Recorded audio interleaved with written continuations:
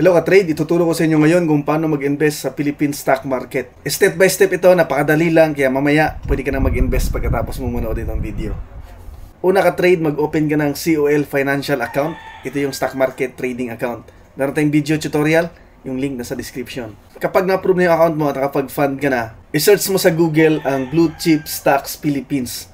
Tapos piliin mo yung pangalawa. So dito natin makita yung listahan ng mga blue chip stocks. Ano bang ibig sabihin ng blue chip? Ibig sabihin nito yung mga malalaking company.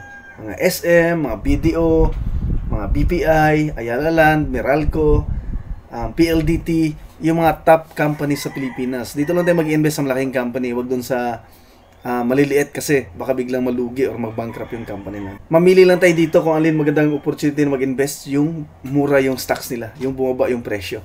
So makita natin, meron din ditong dividend yield.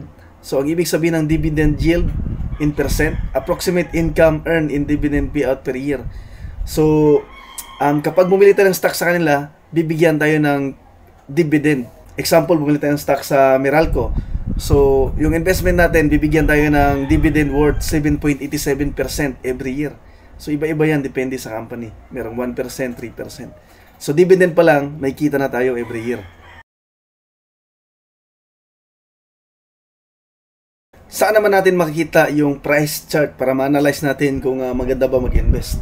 Punta ka sa investing.com, punta ka sa live charts. Tapos dito, i-search mo lang yung stock symbol. Example, Jollibee. So, GFC. Search mo dyan, lalabas dyan. Jollibee Foods Corporation. I-click mo yan. So, makita mo yung chart ng Jollibee. Pwede mong ilipat sa monthly time frame. Yan. So, yung presyo per share ng Jollibee ngayon ay 228 pesos. So maganda mag-invest nung bumaba dito sa 100. Nung pandemic ito, 2020. So ngayon nasa 200 plus na. So 100% na sana yung investment natin kung nakabili tayo dito. So pwede pala natin i-full screen to. Ayan, para makita natin yung full screen.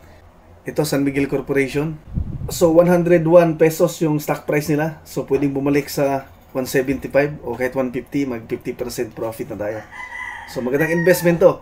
Ito yung hinahanap natin, yung mga blue chips, yung mga laking company, tapos nagmura yung stock price nila. So 5 years, 10 years, okay lang. Invest lang tayo ng invest.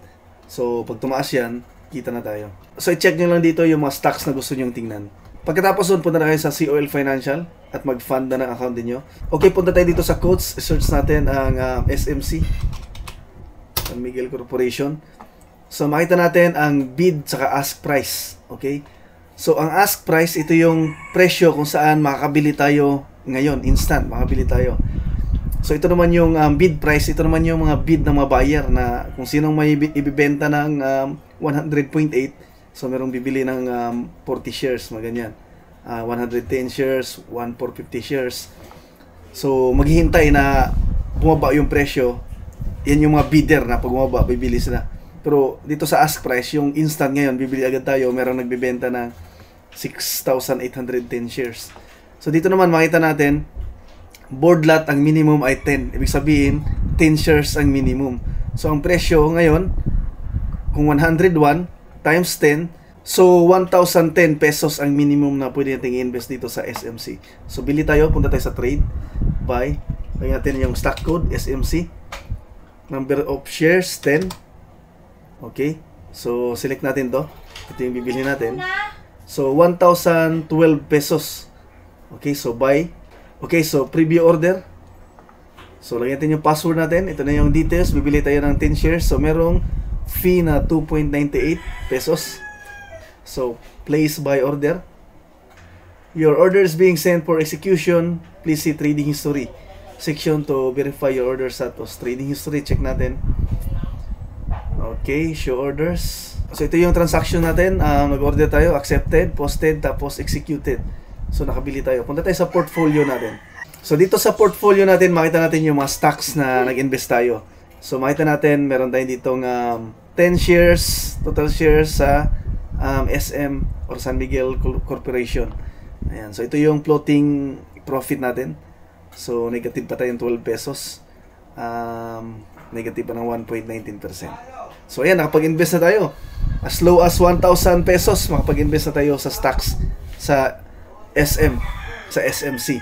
Okay? So ano pang hinintay nyo ka-trade kaysa mag-ipin kayo sa alkansya o sa bangko? So, mag-invest na kayo sa stock market, piliin nyo lang yung mga stocks na mababa yung presyo katulad nito. Tapos every month magdagdag kayo kung may sobra kayong pera. So, din yung mamalayan yan after 5 years, 10 years, marami na kayong ipon.